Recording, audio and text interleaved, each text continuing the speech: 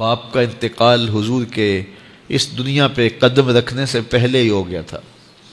ابھی شکم مادر میں تھے کہ حضرت عبداللہ کا انتقال ہو جاتا ہے. در یتیم پیدا ہوئے ہیں.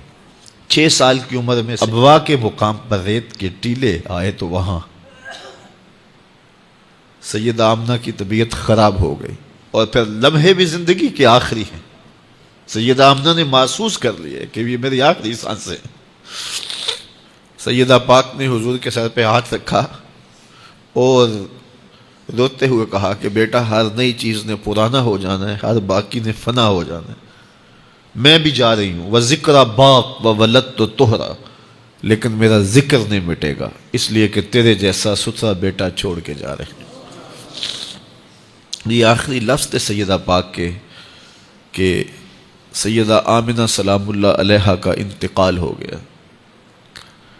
خیر، حضور ماں سے لپٹ گئے. امی آپ آگے بولتی نہیں ہیں، لیکن خاموش ہو گیا تھا چمن بولتا. حضور نے وہیں پھر اپنی ماں کی تدفین کی. تدفین کے بعد ام ایمن کے ساتھ سواری پر بیٹھ جاتے ہیں اور چمٹ جاتے ہیں ام ایمن کے ساتھ، اور وہ جا کے حضرت عبد المطلب کے سپرد کر دیتی ہیں. تو حضرت عبد المطلب حضور کو آغوش میں لے کے بڑا روئے اور ام ایمن سے کہا کہ میرے اس بیٹے کا تم نے خاص خیال رکھنا ہے. اور پھر انہوں نے اتنا خیال رکھا کہ میرے حضور فرمایا کرتے تھے، ام ایمن میری ماں کے بعد میری ماں ہے. 2 سال کے بعد حضرت عبد المطلب کا بھی انتقال ہو گیا.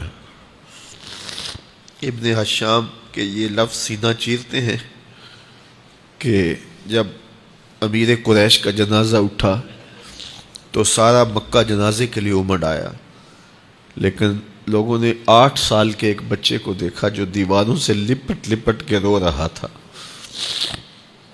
آج یہ سہارا بچھن گیا تھا.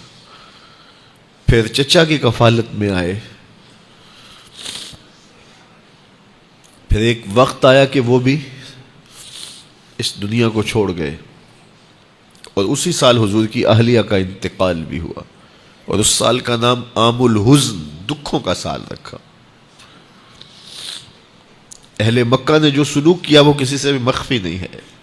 پتھر مارے، گڑھے کھودے، کانٹے بچھائے، اجریاں ڈالی، اپنے گھروں کے کوڑے لا کے حضور کے گھر کے سامنے رکھ دیے.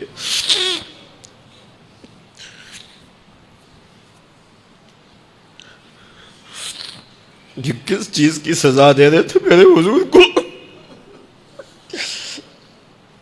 میرے حضور علیہ السلام نے پھر طائف کا سفر کیا کہ شاید وہ لوگ میری بات کو سن لیں،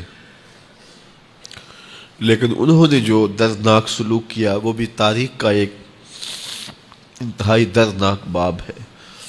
انہوں نے اوباشوں کے ہاتھوں میں پتھر دیے، اور جس راستے میں میرے حضور نے گزرنا تھا ان کو اس راستے پہ کھڑا کر دیا اور کہا ان پہ سنگ زنی کرو. اور وہ آقا کریم پہ پتھر مارتے، حضور کے پاؤں پہ پتھر مارتے. آقا کریم علیہ السلام پاؤں اٹھاتے تو وہ دوسرے پاؤں پہ مارتے. پھر حضور شدت درد سے بیٹھ جاتے تو ان کے 2 گھنڈے دائیں بائیں سے آگے بڑھتے اور حضور کو کندھوں سے پکڑ کے اٹھاتے، پھر سنگ باری کرتے.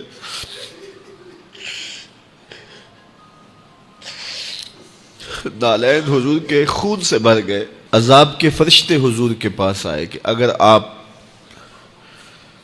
بد دعا بول دیں تو ابھی ہم ان پہاڑوں کو جوڑ دیتے ہیں اور یہ طائف کے لوگ پس جائیں گے ان پہاڑوں کے درمیان. آسمان سے پتھر اتریں گے، ان کے سر کچل دیے جائیں جنہوں نے آپ کو دکھ دیے. اب صحابہ جو ساتھ تھے انہیں بھی شدید آرزو تھی کہ حضور ان کے لیے بد دعا کریں، انہوں نے بڑا دکھ دیا. تو پھر حضور کے ہاتھ اٹھ گئے. صحابہ کا خیال یہ تھا کہ ابھی حضور کی زبان کھلے گی اور بد دعا کے لفظ نکلیں گے اور یہ پیس دیے جائیں گے. لیکن جب وہ لب کھلے، وہ پتلی پتلی گلے قدس کی پتیاں، وہ لب ہائے دور جب کھلے تو لفظ کیا تھے؟ اے اللہ میری قوم کو ہدایت دے دے، یہ مجھے جانتی نہیں. اور کہا کہ مجھے ان کی نسلوں سے ایمان کی توقع ہے.